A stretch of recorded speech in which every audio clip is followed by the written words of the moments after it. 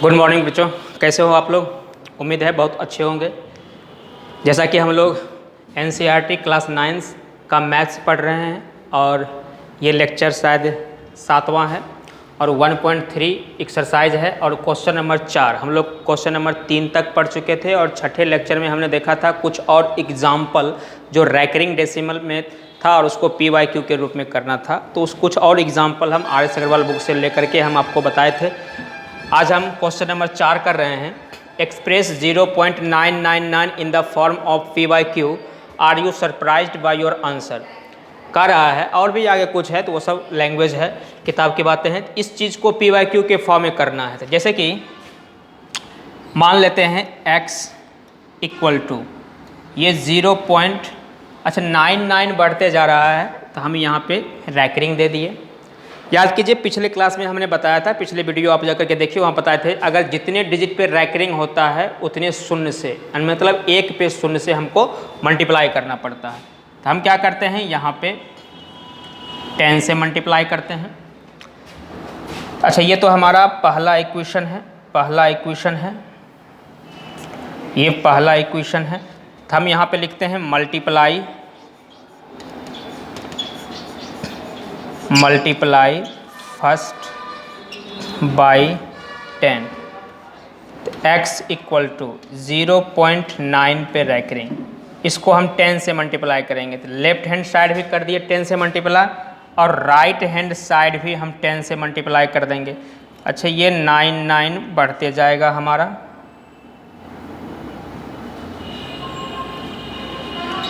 Multiply 0.9999 ये बढ़ते जा रहा है।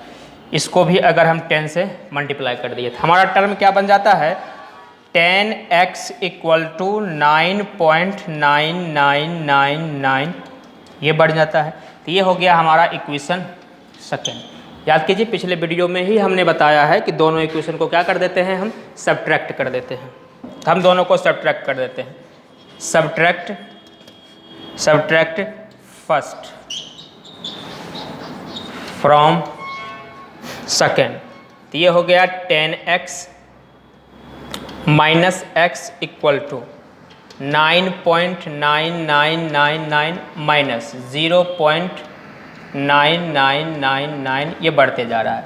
अब देखिए 10x से x सब्ट्रैक्ट करेंगे तो ये हो जाएगा हमारा 9x, यहाँ पे सब्ट्रैक्ट करेंगे 9.999 से तो 0.99 हट गया, ये बच गया 9, 9 से 9 कट गया, x का वैल्यू क्या निकल गया 1, मतलब ये p यही हमारा PYQ हो गया। PYQ हमारा क्या बन गया, PYQ हमारा बन गया यहाँ पे 1 बन गया। अब देखिए यहाँ से हमको क्या पता चला कि 0.999 जो है हमारा वो किसके बराबर निकल गया है, 1 के बराबर निकल गया है। तो वही यहाँ पे कह रहा है आर यू सरप्राइज्ड, क्या तुम सरप्राइज्ड थे। हाँ, हम सरप्राइज थे, 0.99 अप्रॉक्सीमेट 1 के बराबर हो गया, तो यही इसका आंसर हो गया।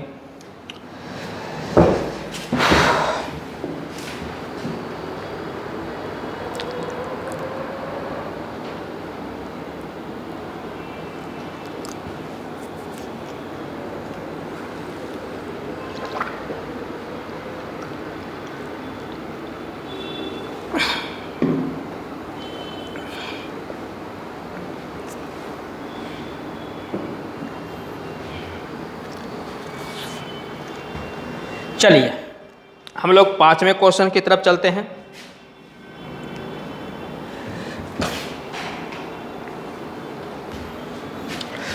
पांचवा क्वेश्चन क्या है,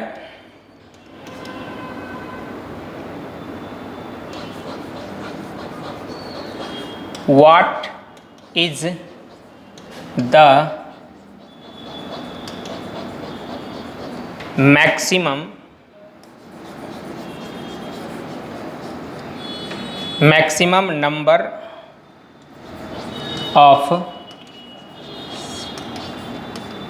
number of digit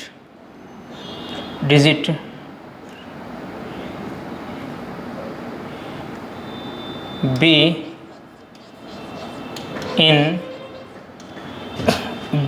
in the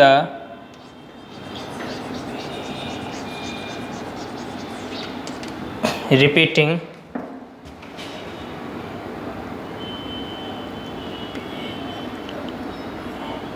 repeating block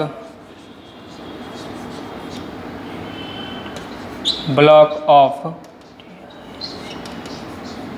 digits in the decimal expression 1/17। कह रहा है जब 1/17 को हम डेसिमल एक्सपेंशन में व्यक्त करेंगे तो मैक्सिमम कितना नंबर आ सकता है ये बता करना। देखिए अगर इसको हम डिवाइड मेथड से करना है बहुत लेंदी जाएगा ये, देखिए शायद इस बोर्ड पे हो भी नहीं पाए, लेकिन हम प्रयास करते हैं करने का। एक को अब हम 17 से डिवाइड करना शुरू करते हैं तो भाग लगेगा नहीं, 0 अभी भी भाग नहीं जाएगा, तो यहाँ पे 0 दे करके एक और, तो यह आ जाएगा 17 × 5 = 85, रिमाइंडर बच गया है 15, फिर 0 देते हैं,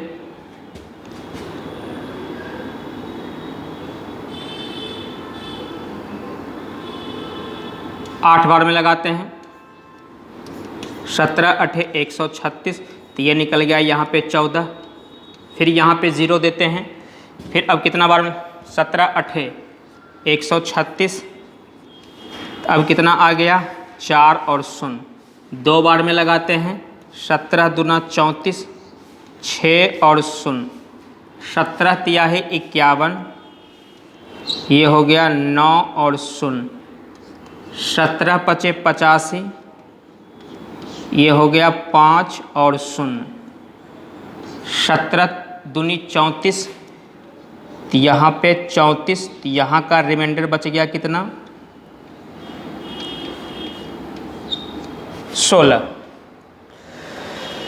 अब यहाँ पे हम करते हैं 16, 17 से भाग करना शुरू करते हैं, जो भागफल आएगा हम उसको यहाँ लिखेंगे, फिर 0 देंगे, 17 नामा 153, तो ये कितना निकल गया 7, फिर 0 देंगे, 17 चौके 68, तो ये कितना निकल गया 2, फिर 0 देंगे, 17 इकाई 17, 3, फिर 0 देंगे, 17 इकाई 17, ये आ गया आपका 13, 0, 17 सत्ते 119, ये आ गया 119, रिमाइंडर बच गया 11। अब यहाँ पे 11 लिख लेते हैं, फिर 17 से, देखिए यहाँ पे हो नहीं पा रहा इसलिए हम यहाँ पे लिखे हैं, फिर यहाँ पे 0, 17 छके 102, ये बच गया 8, फिर 0 देंगे, 17 चौके 68, ये कितना बच गया 60 10 70 10 80, 17 सत्ते 119, 17 सत्ते 119, रिमाइंडर बच गया 1 और 0, 0 टाइम में लगाते हैं, ये हो गया 0, फिर 0, यहाँ पे एक और 0 आ गया, 17 × 5 = 85, 17 × 5 = 85, तो यहाँ से कितना बच गया 15, फिर 0 देंगे, फिर 17 × 8 = 136, तो यहाँ से कितना बच जाएगा, तो यहाँ से बच जाएगा 17 × 8 = 136, 14 बच जाएगा। अच्छा अगर आप ध्यान से देखिएगा तो देखिए तो यहाँ से 0 5 8 फिर से रिपीट होना शुरू हो गया है, 0 5 8 फिर से क्या होना शुरू हो गया है, रिपीट होना शुरू हो गया है, मतलब हमारा जो डेसिमल एक्सपेंशन रहेगा वो यहीं तक ही रहेगा, क्योंकि अब यहाँ 7 के बाद जो हो रहा है, 7 के बाद जो हो रहा है 0 5 8 यही आता चला जाएगा। तो क्वेश्चन में क्या कह रहा था कि 1/7 को जब डेसिमल में एक्सप्रेस करेंगे तो मैक्सिमम कितने डेसिमल तक ये जा सकता है, तो कितना आ गया 1 2 3 4 5 6 7 8 9 10 11 12 13 14 15 16, तो मैक्सिमम कितने डिजिट हो सकते हैं 16 डिजिट हो सकते हैं, यही आपका आंसर हो जाएगा। और डेसिमल में करके आपको करना था, डिवाइड में करके आपको करना था।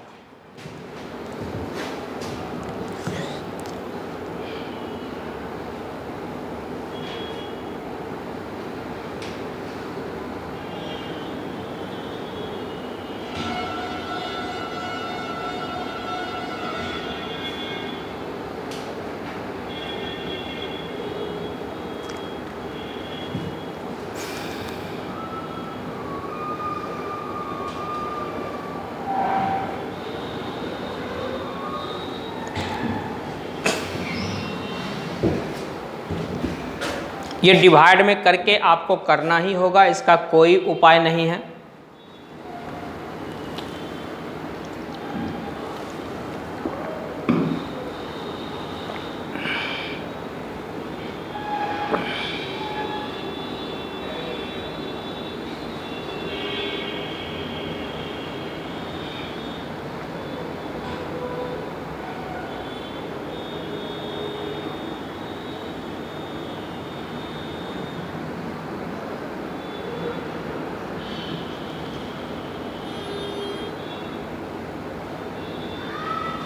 चलिए अगला क्वेश्चन हम लोग देखते हैं। ये था क्वेश्चन नंबर 5। क्वेश्चन नंबर 6 की तरफ चलते हैं।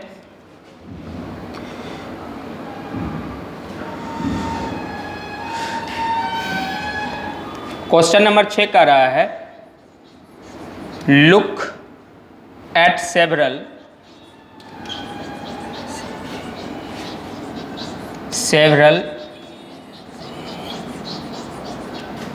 examples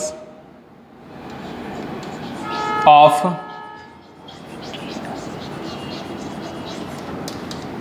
rational number in the form P by Q.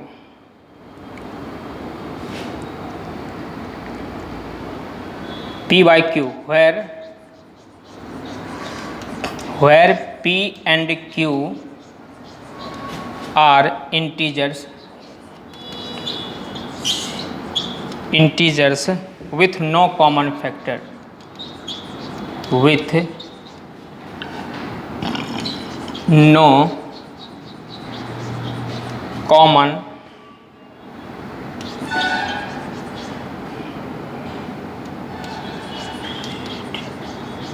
factors other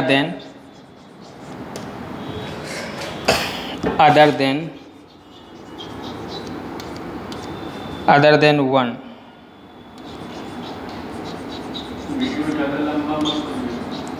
and having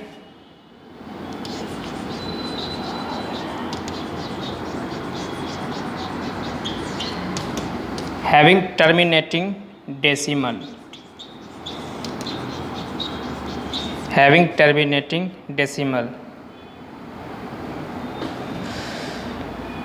Decimal representation.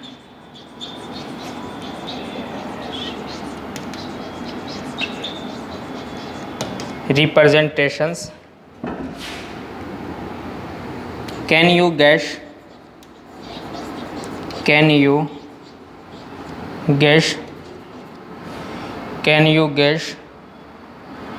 what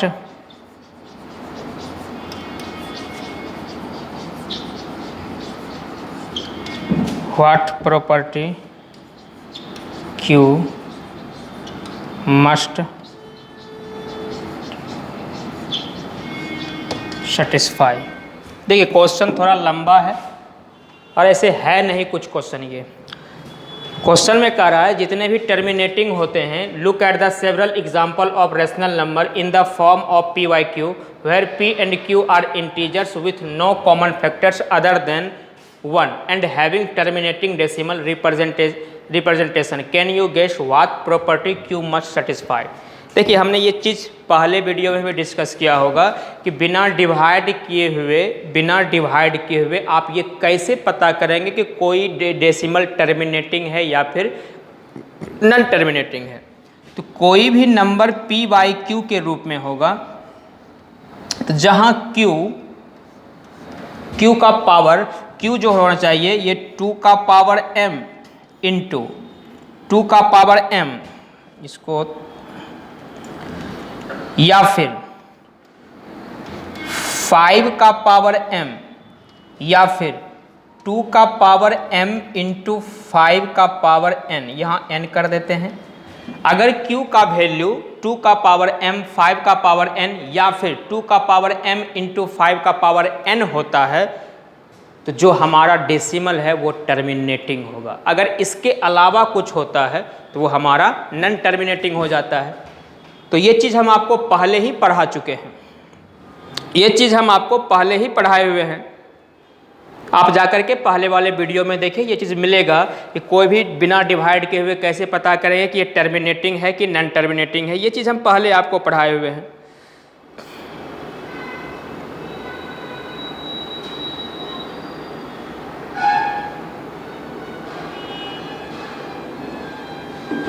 अब जैसे कि यहाँ पे एग्जाम्पल भी दे करके बताना है, जैसे कि अब एग्जाम्पल ले लेते हैं 3/10, 3/10। तब देखिए इसका जो प्राइम फैक्टर निकालेंगे तो ये क्या निकलेगा, 2 × में 5, 2 × में 5।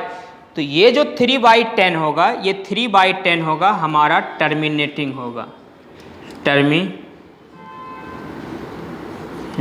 हो जाएगा। अब जैसे कि क्वेश्चन है 7/64, ये हमारा टर्मिनेटिंग है कि नॉन टर्मिनेटिंग है, तो हम Q P/Q के रूप में आ गया, तो Q को हम प्राइम फैक्टर के रूप में लाते हैं। तो Q 64 को अगर हम लिखेंगे तो 64 को क्या लिखेंगे, इस तरह से 2 से भाग करेंगे, 32 दूना 64, 2 से भाग करेंगे 16, 2 से भाग करेंगे 8, 2 से भाग करेंगे 4, 2 से भाग करेंगे 2, तो कितना आ गया 3 3 6, ये हो गया 2 का पावर 6। तब देखिए 2 का पावर m के रूप में तो आ गया, तो 7/64 भी हमारा क्या हो जाएगा, टर्मिनेटिंग हो जाएगा। तो ये दोनों हमारा एग्जाम्पल हो गया, ये दोनों एग्जाम्पल हो गया। तो एक बार फिर से जानिए P/Q, ये हम पहले भी आपको पढ़ाए हुए हैं, पहले वीडियो में जाकर के देख लीजिए। जब हम स्टार्ट किए थे ये चीज़, तो हम वहाँ पे बताए थे कि बिना डिवाइड किए हुए टर्मिनेटिंग या फिर नॉन टर्मिनेटिंग पता करना है, तो हम Q को मतलब नीचे वाले पार्ट को हम प्राइम फैक्टराइज में तोड़ते हैं। अगर वो 2 का पावर m मतलब 2 के पावर कोई नंबर में, या फिर 5 के पावर कोई नंबर में, या फिर 2 के पावर कोई नंबर इंटू 5 का पावर कोई नंबर के रूप में आता है, तो वो हमारा टर्मिनेटिंग होगा। अगर इसके अलावा कुछ आ जाता है, या फिर उसकी जैसे 2 का पावर कुछ आ गया, उसके साथ 3 का पावर भी कुछ आ गया, तो वो हमारा नॉन टर्मिनेटिंग हो जाएगा।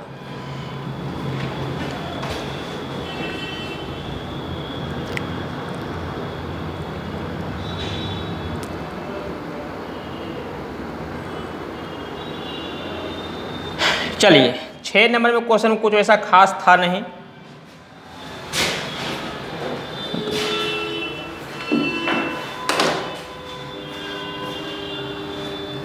बंद कर दीजिए।